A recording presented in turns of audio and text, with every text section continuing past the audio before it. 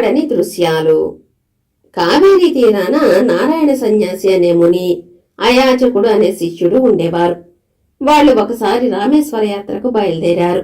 దారిలో నారాయణ ముని ఒక చెట్టు కింద కూర్చుని చెంబు తీసుకుని ఎక్కడైనా నీరు ఉంటే తీసుకురమ్మని శిష్యుణ్ణి పంపాడు.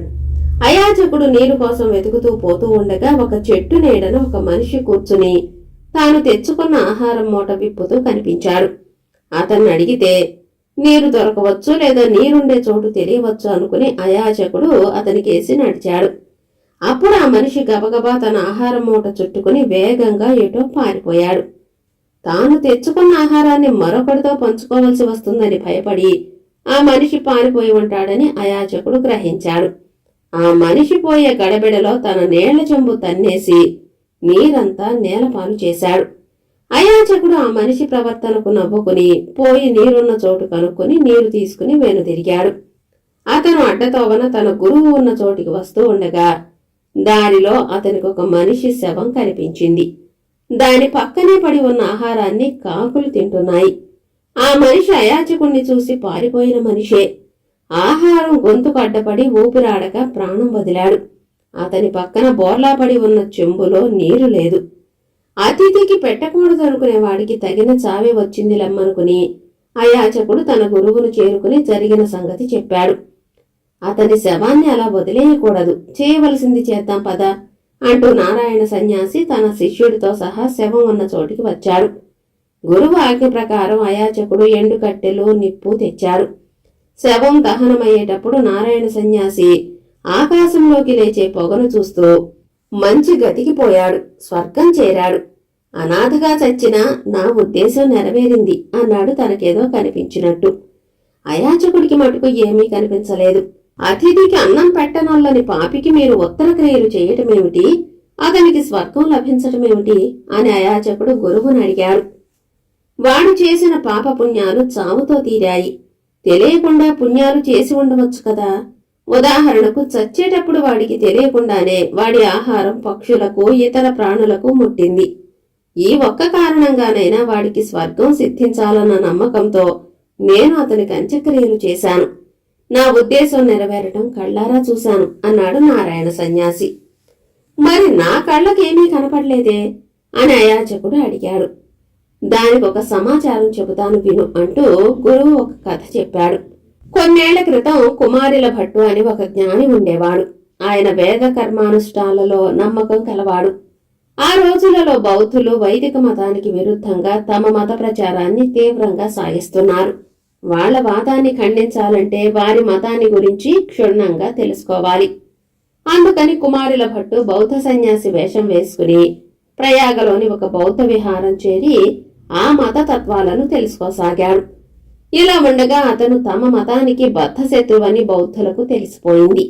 వాణ్ణి ప్రాణాలతో వదలకూడదనుకుని వాళ్ళు అతన్ని 7వ అంతస్తు నుంచి కిందికి తోసేశారు. కింద పడుతూ కుమారుల భట్టు వేదాలు నిజమైతే నేను సురక్షితంగా కింద పడతాను అనుకున్నాడు. అలాగే అతను ఏ దెబ్బ తగలకుండా కింద పడ్డాడు. అయితే అతని ఒక కంట్లో రాతి పలుకు గుచ్చుకుని చాలా బాధ పెట్టింది.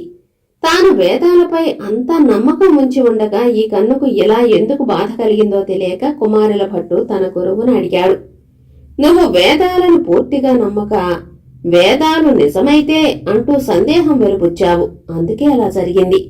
నిజమైన వేదాలు నాకు ఏ బాధ కలిగించవని నువ్వనుకున్నట్టయితే నీకీ బాధ కలిగి ఉండేది కాదు అన్నాడు కుమారుల భట్టు గురువు. నారాయణ సన్యాసి ఈ కథ చెప్పి, నేను చూసిన దృశ్యం నీకు ఎందుకు కనిపించలేదో ఇప్పుడు తెలిసిందా అని అయాచకుణ్ణి అడిగాడు. ఆ పుణ్యాత్ముడి కథకు ఈ పాపాత్ముడి కథకు సంబంధం ఏమిటో నాకెంత ఆలోచించినా అర్థం కావటం లేదు అన్నాడు శిష్యుడు. అయితే ఇంకో కథ విను, అది వింటే రెంటికి సంబంధం తెలుస్తుంది అన్నాడు నారాయణ సన్యాసి మరొక కథ చెబుతూ. సనందనుడు అనే భక్తుడు ఒక యోగి వద్ద నరసింహ మంత్రం ఉపదేశం పొంది నరసింహస్వామిని సాక్షాత్కారం చేసుకోవాలని ఒక అడవిలో కూర్చుని ధ్యాన సమాధిలో పడిపోయాడు.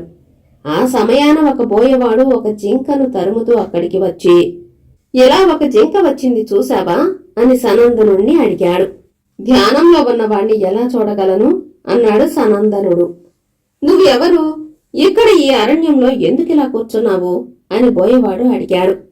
అతనికి పెద్ద విషయాలు అర్థం కావనుకుని, నేను నీలాగే వేటగాణ్ణి, నువ్వు జింక కోసం తిరుగుతున్నావు, నేను కూడా ఒక మృగం కోసం ధ్యానం చేస్తున్నాను అన్నాడు సనందనుడు. అదేమి మృగం, ఎలా ఉంటుంది అని బోయవాడు అడిగాడు. సనందనుడు నరసింహావతారాన్ని వర్ణించి చెప్పాడు. అడవిలో ఉండే అన్ని మృగాలు నాకు తెలుసు, నువ్వు చెప్పే మృగం ఎక్కడా లేదు అన్నాడు బోయవాడు. నిశ్చయంగా ఉన్నది, కాని నీకు కనపడదు అన్నాడు సనందనుడు. జ్ఞానులు మీరు ఉన్నదంటున్నారు కనుక అది ఎక్కడ ఉన్నా పట్టి తెచ్చి మీకిస్తాను అని బోయవాడు నరసింహం కోసం అడవంతా గాలించాడు. అది ఎక్కడా కనిపించలేదు. అన్నమాట నిలబెట్టుకోలేకపోయినందుకు వాడు ఉచ్చు మెడకు వేసుకుని ఉరిపోసుకోబోయాడు. ఆ క్షణంలో సగం సింహము సగం మనిషి అయిన మృగం ఒకటి అతని ముందు నిలబడింది. బోయవాడు తన మెడకు వేసుకున్న ఉచ్చు తీసి ఆ మృగానికి తగిలించి తీసుకువచ్చి సనందనుడి ముందు పెట్టి, ఇదిగోనండి మీరు చెప్పిన మృగం చివరకు దొరికింది అని ఆ మృగాన్ని దువ్వుతూ చూపించాడు. సనందనుడికి ఏమీ కనిపించలేదు, కాని అతనికి ఎలా వినిపించింది. సనందన, గురూపదేశం పొందని బోయవాణ్ణి నువ్వు అల్పుడుగా భావించి అతనికి నేను కనపడినని అనుకున్నావు. నీ ధ్యానం కన్నా అతని నమ్మకం గొప్పదని తెలుసుకో. సనందనుడు బోయవాడితో, నువ్వు నమ్మకమనే ఉచ్చుతో ఆ మృగాన్ని పట్టుకోగలిగావు. నేను సమాధి స్థితిలో గాని ఆ మృగాన్ని చూడలేనని అపోహపడ్డాను. నా గురూపదేశం అది అంతా వృథా, నమ్మకమే గొప్పది అంటూ కంటతడి పెట్టుకున్నాడు. ఇలా కథ ముగించి నారాయణ సన్యాసి, నాకు కనపడ్డ దృశ్యం నీకెందుకు కనపడలేదో ఇప్పుడు తెలిసిందా అని అయాచకుణ్ణి అడిగాడు. తెలిసింది. ఆ మనిషి పాపాలు నశించి అతనికి సద్గతి కలగాలన్న దృఢ నిశ్చయంతో మీరు అతనికి అంత్యక్రియలు జరిపారు. అందుచేత ఆ దృశ్యం మీకు కనిపించింది. నాలో అలాంటి నమ్మకం లేక నేను చూడలేకపోయాను అన్నాడు అయాచకుడు. కథ సమాప్తం. గురువు చేసిన తప్పు. ఒక ఊళ్ళో జమీందారుకు ఒక్కడే కొడుకు. ఆ ఊళ్ళోనే ఉన్న సిద్ధార్యుడనే గురువు వద్ద తన కొడుకును జమీందారు ప్రవేశపెట్టాడు. కుర్రవాడికి 12 ఏళ్లు నిండగానే అతడి చదువు పూర్తయింది. జమీందారు గురువుకు ఇవ్వవలసిన కట్నాలు కానుకలు ఇచ్చి యథావిధిగా సత్కరించాడు. అప్పుడు సిద్ధార్యుడు జమీందారు కొడుకుతో రహస్యంగా, నీ తండ్రి గారు నాకు ఇవ్వవలసింది ఇచ్చారు, కాని నువ్వు నీ సొంతాన నీ దగ్గర ఉన్నదేదో నాకు ఇచ్చుకుంటే గాని నీ చదువు సఫలం కాదు. నీ దగ్గర ఎంత ఉన్నది అన్నాడు. పుట్టినరోజు పండుగలకు వచ్చినది, వచ్చేపోయే బంధువులు ఇచ్చినది ఎంతో కొంత ఉన్నదని కుర్రవాడు అన్నాడు. రాత్రి 2వ జాములో అందరూ నిద్రపోయే వేళ ఆ డబ్బు తీసుకుని కాళికాలయానికి రా, నేనక్కడ నీకోసం వేచి ఉంటాను అన్నాడు సిద్ధార్యుడు. గురువుగారి మీది భక్తితో జమీందారు కొడుకు అలాగే చేస్తానన్నాడు. ఊరికి ఎడంగా తోపులో కాళికాలయం ఉన్నది. రాత్రి 2వ జాము ఆరంభం కాగానే సిద్ధార్యుడు అక్కడికి వచ్చి మండపంలో కూర్చున్నాడు. అంతకుముందే మరొక మనిషి మండపంలోకి వచ్చి ముసుగు పెట్టుకుని చీకటిలో స్తంభాన్ని ఆనుకుని నిద్రపోతున్నాడు. సిద్ధార్యుడు అది గమనించలేదు. అలా నిద్రపోతున్న మనిషి పొరుగోరి రైతు. ఆ రోజు ఉదయమే అతను గంపలో మామిడి పళ్ళు పెట్టుకుని వాటిని జమీందారు గారి గ్రామంలో అమ్మటానికి వచ్చాడు. ఊళ్ళోకి ప్రవేశిస్తూ ఉండగానే అతనికి ఒక సామత్రికుడు ఎదురుపడి అతని చెయ్యి చూసి, సాహసం చేస్తావు, లాభం కలుగుతుంది అని చెప్పాడు.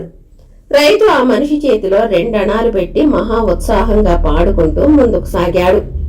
ఉదయం పూట శాలువా కప్పుకొని కొంత దూరం నడవటం జమీందారుకు అలవాటు. ఆయన కొంత దూరం నుంచి రైతును సాముద్రికుణ్ణి చూశాడు. రైతును దగ్గరికి రానిచ్చి జమీందారు, ఏమిటి నీ ఉత్సాహానికి కారణం అని అడిగాడు. జోస్యుడు మంచి మాట చెప్పాడు, సాహసం చేసి లాభం పొందుతానట. సాహసం మాట దేవుడెరుగు, నా పళ్లకు మంచి ధర వస్తే ఆ లాభం చాలు అన్నాడు రైతు. అతను జమీందారును గుర్తించలేదు. ఆ జోస్యం ఎట్లా నిజమవుతుందో చూడాలని జమీందారుకు అనిపించింది. ఆయన రైతును ముందుకు సాగనిచ్చి తన వెనకగా వస్తున్న నౌకరుకు ఏదో చెప్పాడు. వెంటనే ఆ నౌకరు రైతును అందుకుని అడ్డగించి, ఈ ఊరు పళ్ళు అమ్ముకోవటానికి వచ్చి జమీందారు గారికి కానుక పెట్టకుండా అమ్ముతావా అంటూ బలాత్కారంగా పళ్లగంప తీసుకుపోయాడు. పళ్లవాడికి మహా దుఃఖం కలిగింది. లాభం మాట దేవుడెరుగు, అసలుకే మోసం వచ్చింది. బలవంతుల మీద సాహసం ఎట్లా చెయ్యటం? జోస్యుడు అబద్ధం చెప్పాడు. రైతుకు ఉత్త చేతులతో తన ఊరికి తిరిగి పోబుద్ధి కాలేదు. పిచ్చెత్తిన వాడిలాగా ఊరంతా తిరిగాడు. సాముద్రికుడి కోసం వెతికాడు. కాని అతను కనిపించలేదు. రోజల్లా రైతు కాలు కాలిన పిల్లిలాగా తిరిగి చీకటి పడినాక కాళికాలయం చేరి మండపంలో స్తంభాన్ని ఆనుకుని కూర్చుని అలాగే నిద్రపోయాడు. జమీందారు గారింట అందరూ నిద్రపోయినాక జమీందారు కొడుకు తన దగ్గర చేరి ఉన్న డబ్బంతా మూట కట్టుకుని కాళికాలయానికి వచ్చాడు. సిద్ధార్యుడు అతన్ని చూసి, "వచ్చావా నాయనా? ఎంత తెచ్చావు?" అని అడిగాడు. "100 వరహాలకు కొంచెం తక్కువగా ఉన్నది" అన్నాడు జమీందారు కొడుకు. "సరే, ఆ మూట ఇలా ఇచ్చి నువ్వు ఇంటికి వెళ్ళిపో" అన్నాడు సిద్ధార్యుడు.